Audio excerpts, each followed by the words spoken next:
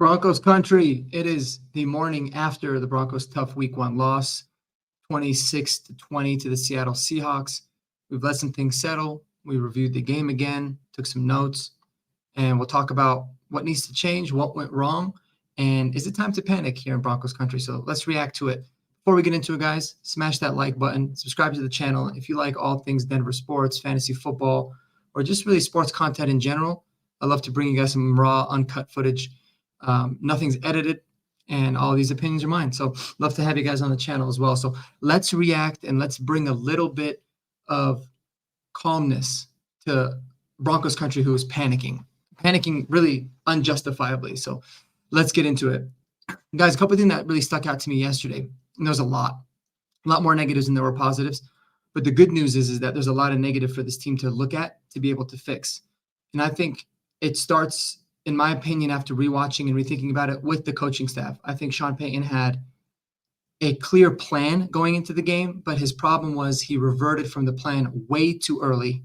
And there were some things that really, especially second half, didn't make a lot of sense, right? So when we get into it and we look at the first drive of the game, after the interception, amazing job by the defense. They get a sack, they get a pick. Broncos get the ball at Seattle's 20-yard line. They give the ball to Javonte Williams. He goes off left tackle, bang, 9 yards, right? So that's a great start, and I love that. Now, here's my issue. It's 2nd and 1. You've got the momentum. The crowd is out of it. 2nd and 1 is the premier shot play. It is the play where you take a shot or you use some play action to get Bo a comfortable look. Instead, what they did is they wanted to stick with the run again, which in hindsight was, I guess it would have ultimately been the right play, right? Because had Javonte not slipped, to be honest with you, I think he's walking into the end zone. But I don't like that so much, right? 2nd and 1. If you want to get your quarterback comfortable, why are you waiting until the second drive? Get him the opportunity when the momentum is there. A play action fake or something like that on 2nd and 1 would have been a really, really good move. Instead, they give it to Javonte. He slips. He loses a yard. So now you're faced with 3rd and 2. And on 3rd and 2, they decide to go with kind of the rollout look. I didn't mind that play as much. But at that point, Seattle, they pretty much know you're probably not going to run the ball 3 times in a row. So, what ends up happening, you end up getting a incomplete pass to Javonte, and you're kicking the ball. I'd like to see them, if they're wanting to get Bo Nix comfortable and they want to get him comfortable, do it early. Do it on 2nd and 1. Get the offense going. Let the defense respect the fact that you're going to pass the ball there. Don't wait until the second drive. So they go up 3-0. They end up punting the ball. We force another 3 now. It was awesome job there by the defense. We get the ball back, and this is where there's a little bit of an issue. Right now, you're trying to get Bo Nix comfortable. You do 3 passes in a row on this drive. The first one was a 3-yard pass to Jaleel. I don't mind that because those types of at the line of scrimmage quick passes are extensions of your run game, right? So you're trying to get the run game going via the pass. That works for me, but you do that on 1st down, you get 3 yards, you face your 2nd and 7, you do it again, right? You get a -2. So it seemed like it was almost like they were experimenting a little bit. So they do it again. They go back 2 yards. Now you're faced in 3rd and 9. You're putting Bo Nix in a really crappy position. It's tough there. He only gets a 4-yard pass to Vele. It's done. Right? A couple more possessions. Now, the next possession is a big problem for me too, right? So we start the game off on defense with a turnover, a 3 and out, and a 3 and out. And so we force another 3 and out again. We get the ball back. And this type of drive I actually really liked, right? And I'm really mad that they went away from it. They start off with a run to Javonte to the right.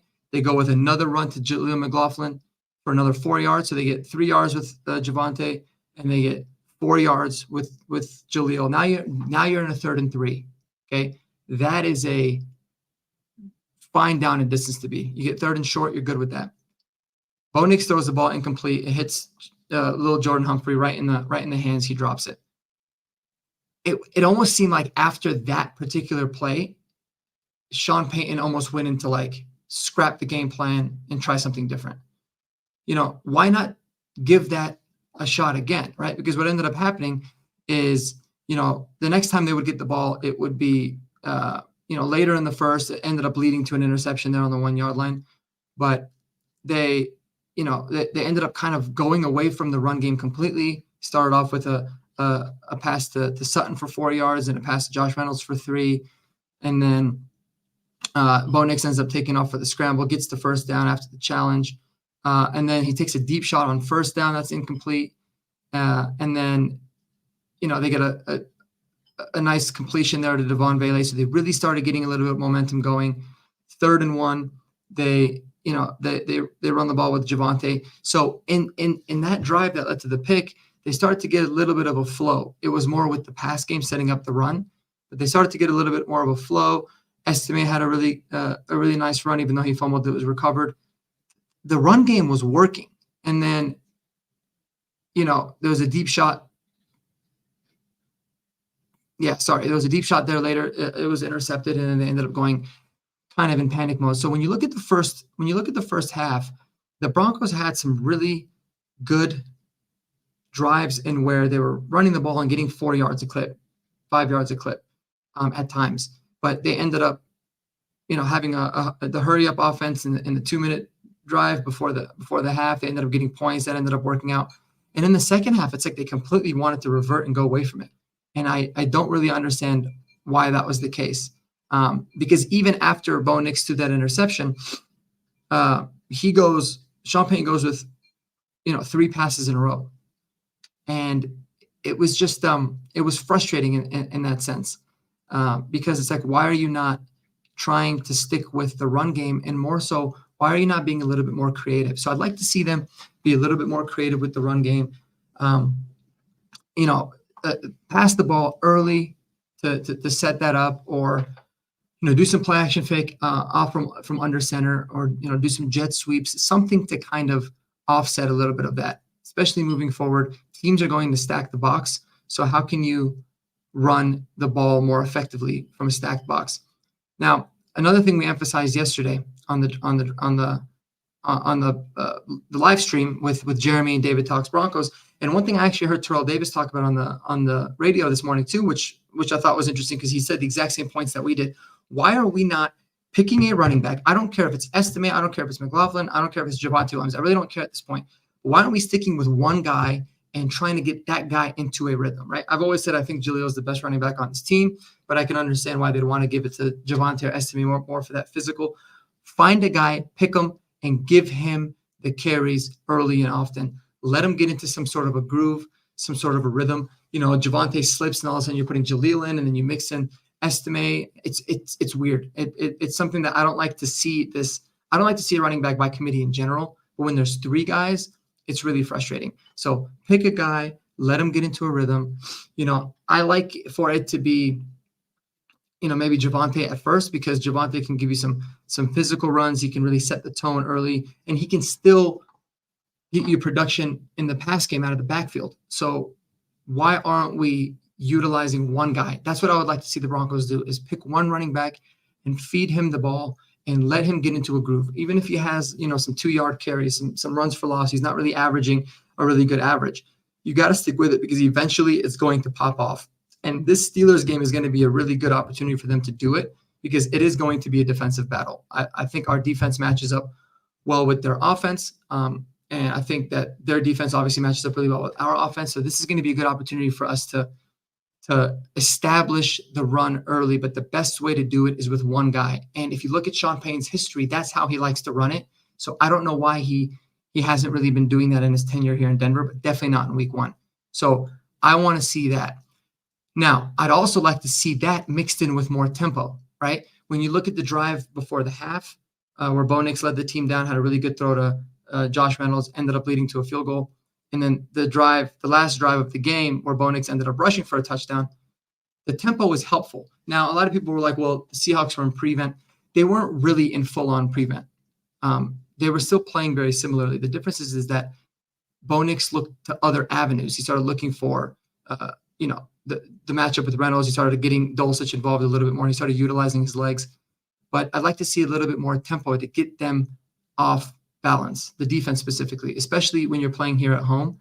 And if you mix in the tempo with the run game to get it going, you're going to be able to get them gassed. You're going to be able to take that pass rush, TJ Watt, and be able to force them to play the run instead of constantly being able to get after the quarterback. So by the time you have obvious pass down situations, maybe there's a little bit more gas, maybe they're more tired, but like to see more tempo early, and that tempo mixed in with utilizing the run game. Get them up, get them checked. Don't let the defense substitute, and let's get this damn thing going. Let's have some sort of a identity on offense that we were clearly lacking. And I think that'll start to open up a lot more things because you got the defense on their toes. So I'd like to see more tempo for sure, more of that hurry up, just like you saw before the half. Secondly, is I thought the defense played super well. I thought that they had lack of adjustments in the second half of the game, but by that point, Seattle really started to get into a groove. Seattle wasn't really so much worried about Denver beating them in the pass game, so they can really just stick to the run. They felt confident, and hey, we could just run the ball, and even if we have to punt, it's fine. We got the lead, and they kept running, and what happens? They stuck with one running back. Kenneth Walker started to get into a groove. He pops a couple off, and it's a wrap there. If you start proving to these teams that, our run game is a threat, then they're going to start having, they're going to have to start bringing a couple more people up. They're going to have to start respecting the run game a little bit more. Their safeties and their corners are going to start playing a little bit further off, and boom, now the pass game is opened up a little bit. So it just seemed like there was a disconnect between, personnel and play calling, and it was definitely very frustrating to see on that sense. Also, we talked about it ad nauseum yesterday, and if I don't see this in week 2, it's going to be a huge frustration for me. Why aren't we getting the ball into the hands of Greg Dulcich and Marvin Mims more? Do I think that we need to give them the ball and not throw the ball to Reynolds or to Sutton? No, but get these guys involved. They can bring a unique element to this passing game, right? They're both, Dulcich from the tight end position is explosive. He's somebody that can stretch the field. Marvin Mims is the yak master. He's a guy that you get the ball in his hands and special things tend to happen. Why aren't you getting them involved? I think Marvin Mims only played like 17 snaps. He played less than half the snaps of Devon Bailey. I don't get it. Add a unique element to the game. That's what I would like to see more than anything. I think that's something that was a big frustration for me is force the defense to respect and pay attention to other guys that are not named Cortland Sutton on the offense, because that's what defenses are going to do. They're going to come in, they're going to say eliminate Sutton, and we can live with the results. Get the ball in the hands of some explosive playmakers. Overall, I think that am I panicking? Not even 1%. Should Broncos Country panic? Absolutely not, guys. Everyone's talking about Bo Nix, but they're not talking about Caleb Williams. They're not talking about Jaden Daniels. Caleb Williams did near nothing yesterday. These are rookies. It's common that they're going to struggle. Rookies win 1/3 of the games that they start. It was an extremely tough defense. Say what it is that you want. You guys are going to see Seattle is loaded on the defensive side of the ball, and they have a hell of a head coach, one of the best defensive play callers, young defensive play callers. So he's been successful everywhere that he's gone. So it was a hell of a test. You never want to see your quarterback. I don't care if your quarterback is Peyton Manning. You never want to see them throw the ball 42 times. That's not usually a recipe for success. Look at what the data shows.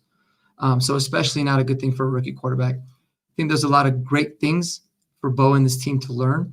And like I said before, guys, this year is a year of development. You want to see Bo Nix be significantly better week 10, week 14 than he is week 1. And this is going to be the first step to that journey. You start to see some progress in week 2, you can feel a lot more confident in it. And luckily, even though the 42 passes was not a good thing, there's a lot more film now for them to review and realize we need to get better. I think he's also going to be a lot more settled in his second game. He's going to be like, I went through it. I played an entire game in the NFL against really good teams. Now he's going to know things are going to be sped up. So he's just going to have to speed a few things up a little bit, but do it under control, because there was a lot of times he was throwing off his back foot. He's a little bit flustered. He wasn't really stepping up into passes like you'd like to see him doing, because it seemed like things were just going a little bit too quick. So that's something that's going to come with time and with reps. But him playing is the best way to learn. You hear Peyton Manning talk about it all the time.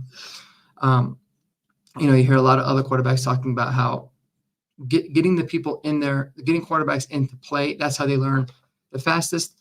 Even Jordan Love talked about it. He said, yeah, the few years sitting behind Aaron Rodgers was helpful just to be understanding how to carry myself and study and blah, blah, blah. But he didn't really start to learn how to play the position until he was actually playing. He struggled a lot in his first 6 to 7 games before something clicked and he started getting it rocking.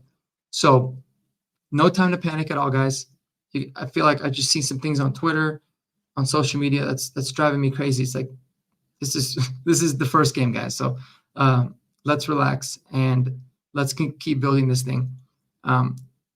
It did seem like the Broncos could use more speed and more talent at the skill position. Obviously, we knew that. That's not breaking news. I'm sorry, it's just not something that at least I've been harping on for a really, really long time. But it doesn't mean that we don't have guys that can produce and produce at a high level. There's still those guys out there. We just got to find them, and we got to be able to get the ball in their hands. All right, guys, let's not panic. Let's enjoy the rest of our Monday. Salute everybody. Take it easy, and let's go Broncos, man. We'll start to break down. We'll start to look at the Pittsburgh game, and we'll roll from there. Till next time, guys, spend time with those people that you love. And as always, go Broncos, and peace out.